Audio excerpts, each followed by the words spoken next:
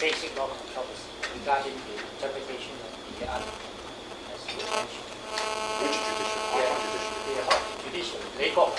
And also it appears that he is fighting on behalf of the legal integrity in Hong Kong. And on the other hand, we find that the AG, Liang Ngoi-si, is towing the pro-China line. Can you assess the future in case, say, something like that will happen, since now we have Wang Yanlong now instead of Liang Ngoi-si? Andrew Lee is an extremely good lawyer and a good friend of mine. And basically, he has a different perception of one country, two systems. Right? His perception is that okay, let me cut to the chase. The basic argument between lawyers of one country, two systems is this. You remember that this year, the 10th anniversary of Hong Kong's handover, there was a big ceremony in Beijing, in the Yaman Dawudong. And the Yan Dawei Yinzhe, the second most senior person in China, Wang Gong, said that a lot of people in Hong Kong are mistaken about Yagong-Yangzai. They think that there is what's called residual power. Okay? Now, he has put his finger on the problem. A lot of lawyers look at this document, sort of the joint declaration, and you will see it says that apart from defense and foreign affairs, Hong Kong will enjoy a high degree of autonomy. Now, think about that sentence. Apart from defense and foreign affairs, Hong Kong will enjoy a high degree of autonomy. There are two ways of interpreting it.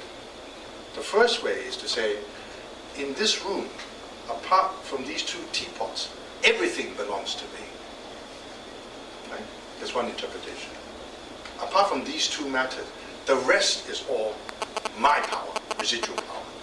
That's one interpretation. It's a wrong interpretation. The second interpretation, if you read it carefully, it says, apart from defense and foreign affairs, which are not matters that concerns you, right? Foreign affairs of China, how can that concern you? If a state of war exists with a particular country, how can Hong Kong argue with that? That's the country's position, right? Apart from these two matters, the rest, you will enjoy a high degree of autonomy. Do you see what I'm saying now? So that what remains is subject to a high degree of autonomy, not absolute autonomy. And what are the restrictions for that? Two things. Acts of state, sovereign exercise of power, Yang Mingqu, right? Appointment of chief executive, appointment of Juyu Kunyu, right? Act of state must be sovereign power. And the second one is keeping the promises of the joint declaration, i.e. Baguan, all the basic policies you have to adhere to. Right? So you see now the argument.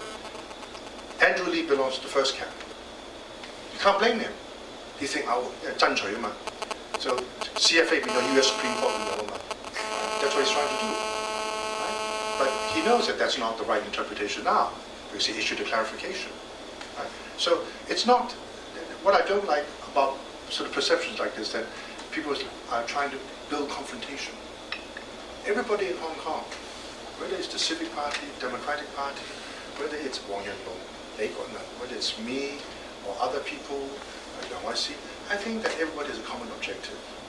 They do want the best for Hong Kong. But people have different ideas. Right? That's what a democratic society is about. Right? Coexistence. Right? But don't pitch them against each other. Why always pick a fight? Right? Be constructive. We've been fighting in Hong Kong for 10 years. Where are we now? What have we achieved in the last 10 years? I tell you, the only thing we have done is we are the only IPO capital at the moment. Actually, that's because of state enterprises coming to Hong Kong to list their companies. And I fear one day, when renminbi becomes convertible, they won't come to Hong Kong. We don't have that much renminbi to give them. So look forward Plug in, make one country, two system work. Right? Plug into the system. Forget about the squabbles. Don't talk about personalities, being personal. 你國鬧我嘅，冇所謂。呢啲係花邊嚟嘅，主流思想啦。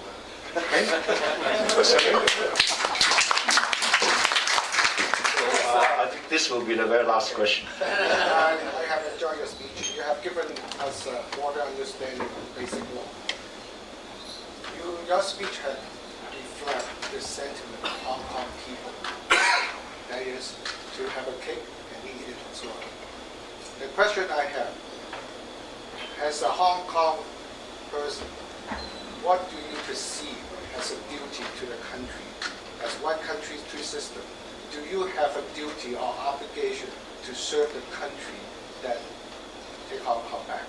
I have not heard anything that Hong Kong people should have a duty to help our country to prosper. That's a very good lawyer's question, because the duties are very simple. The basic law, if you look through it, there's no duty.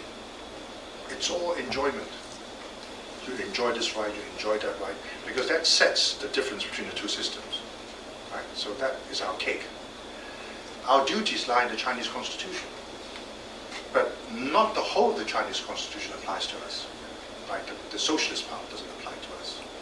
The parts that apply to us are really the basics of sovereign existence, i.e., we have to respect national security. We have to respect symbols of state. Okay? Put in a nutshell, our obligations are very few. We don't have to pay taxes to the central government. Name me one system in the world. There are a lot of autonomous regions, apart from Quebec, Puerto Rico, Scotland, a lot of them. Everyone has an obligation to the central system. We don't have to pay tax to the Beijing government at all. We don't have to pay for the PRA garrison. We used to have to pay a hell of a lot for the British garrison. Right? We don't have to pay anything. Why? Because we are the privileged son. Why are we the privileged son? Because what elect? No. Taiwan. Right? They are prepared to give you as much as they can give you to Yun Sing. That's sincere. That's priority number one. And so to me, it's a tragedy. You have a father who wants to give the son everything in order to get the other son to come back. And then we will get it.